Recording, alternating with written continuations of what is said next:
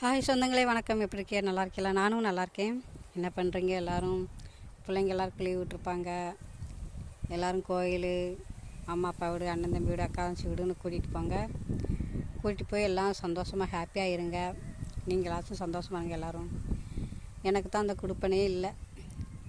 அம்மா வீட்டுக்கும் போக முடியலை, அக்கா தங்கச்சி வீட்டுக்கும் போக முடியலை. என்ன பண்ணுன்னு தெரியல. மனசு ரொம்ப கஷ்டமாக தான் இருக்குது. அவங்கள சொல்லியும் குத்தம் இல்லை. ஏன்னா அவங்க கடன் பிரச்சனையில் இருக்காங்க. எல்லாருமே கடன் பிரச்சனையில் இருக்காங்க. கடன் கொடுத்தவங்கலாம் காலையிலே ஒரு 5 மணிக்கெலாம் ஃபோன் பண்ணிடுவாங்க. 5 மணிலேருந்து நைட்டு தூங்குற வரைக்கும் ஃபோன் பண்ணுவாங்க. அவ்வளோ கடன் பிரச்சனையில் இருக்காங்க. லோனு குழு எல்லாம் வாங்கி வச்சுட்டு ரொம்ப கஷ்டத்தில் இருக்காங்க. அதனால் அவங்களையும் நம்ம கூப்பிட மாட்டேங்காங்களேன்னு வருத்தப்படவும் வழி இல்லை. ஒரு 2 நாளைக்கு போய் இருந்துட்டு வரலாம் அப்படின்னு பார்த்தாலும், சரி லீவில் தான் இருக்க, ஒரு நாள் இருந்துட்டு போகணும், யாரும் கூப்பிடவும் மாட்டேங்காங்க. அண்ணன் தம்பி கூட மாட்டேங்க, தங்கச்சி கூட மாட்டேங்க.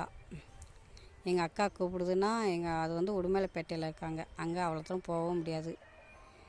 என்ன பண்ண, என் கொடுப்பேனே அவ்வளோதான். என் நிலமை யாருக்குமே வரக்கூடாது. எனக்கு எதிரி அப்படின்னு யாரும் கிடையாது. நான் அந்த அளவுக்கு யார்கிட்டையும் பழகவும் இல்லை. எல்லாருமே நல்லா பேசுவாங்க. எங்கள் தெருவில் இருக்கிற எல்லாருமே எனக்கு எதுவும் ஒன்றுனா நல்லா ஹெல்ப் பண்ணுவாங்க. அந்த அளவுக்கு நான் எல்லாத்தையுமே நல்ல பேர் வாங்கிட்டு இருக்கேன்.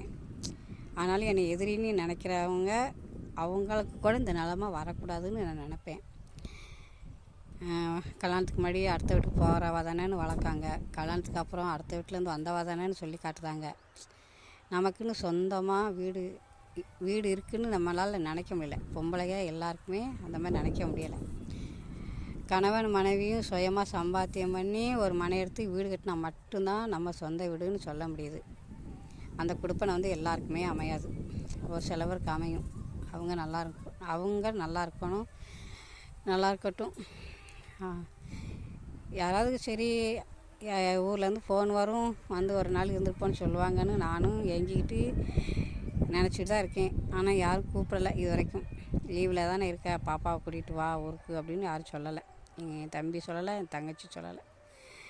ரொம்ப கஷ்டமாக தான் இருக்குது. இது நேரடியாக அவங்கக்கிட்ட சொல்லவும் முடியலை. வீடியோ பார்த்துட்டாவது கூப்பிடுதாங்களான்னு பார்ப்போம். அப்புறம் பிள்ளைங்க சந்தோஷம்தான் நமக்கு. பிள்ளைகளை கோயிலுக்கு அங்கே கூட்டிகிட்டு போங்க. நல்லா மார்க் வாங்கலை, 10th மார்க் வாங்கலைன்னு யாரும் திட்டாதீங்க.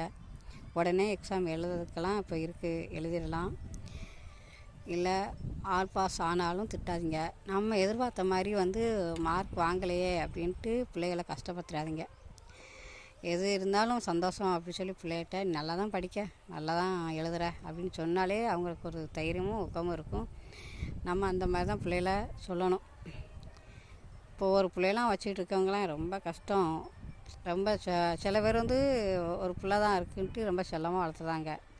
ஆனால் அப்போலாம் வளர்க்கக்கூடாது. நம்ம கஷ்டத்தை சொல்லி தெரிய வச்சு தான் நம்ம வளர்க்கணும்.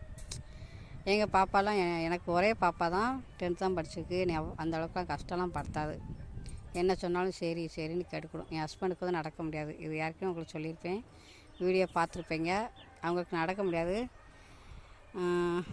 அவங்கள தான் கல்யாணம் பண்ணியிருக்கேன். அதனால் என் பாப்பா அதெல்லாம் புரிஞ்சுக்கிட்டு எதுவுமே ரொம்ப கஷ்டம்லாம் படுத்தாது. அதனால் ஊருக்கு போமான்னு சொன்னால் கூட வேண்டாம், அவங்களாம் கஷ்டமாக இருக்காங்க, நம்மளும் இப்போ கஷ்டப்படுத்த வேண்டாம்னு சொல்லும். அதனால் ஒரே இடத்துல இருக்கிறதும் ரொம்ப கஷ்டமாக தான் இருக்குது. எங்கள் பாருங்க, வயல் வீடு எனக்கு இதை விட்டால் வேறு எதுவுமே கிடையாது. வயலில் ஏதாவது போட்டிருக்கலாம், களையை வெட்டலாம், நேரம் போகுன்னு பார்த்தா இங்கே போட்ட விதைகள் எதுவுமே முளைக்கலை. ஃபுல்லாக களை தான் முளைச்சிட்டு வருது. இல்லைன்னா இதையாவது களை வெட்டி கொஞ்சம் நேரம் போகுன்னு பார்த்தா இதுவும் அப்படி தான் இருக்குது. என்ன பண்ண? சரி, எல்லாம் வீடியோ பாருங்கள், லைக் பண்ணுங்கள், ஷேர் பண்ணுங்கள், கமெண்ட் பண்ணுங்கள், சப்போர்ட் பண்ணுவீங்க. இதை பார்த்தாது நமக்கு இவ்வளோ வியூவர்ஸ் பார்க்காங்க, இவ்வளோ லைக் கொடுக்காங்க அப்படின்னு அதை பார்த்தா நான் சந்தோஷப்படுறேன். மக்கள் எனக்கு அந்த சந்தோஷமாவது கிடைக்கணும்னு நினைக்கிறேன். எனக்கு சப்போர்ட் பண்ணுங்கள். என் போடுற வீடியோலாம் பிடிச்சிருக்கா, இல்லை வேறு மாதிரி வெளியெலாம் போங்க, கோயிலுக்கெலாம் போங்க, அங்கே எங்கேன்னு போய் வீடியோ போடுங்க அப்படின்னு சொன்னால் கண்டிப்பாக எனக்கு முடியாது. என்னால் முடிஞ்ச அளவுக்கு நான் முயற்சி பண்ணி போட்டுட்டு தான் இருக்கேன். பாருங்கள், பார்த்து லைக் போடுங்க. நான் மறுபடியும் ஒரு வீடியோவில் சந்திக்கேன். பாய்.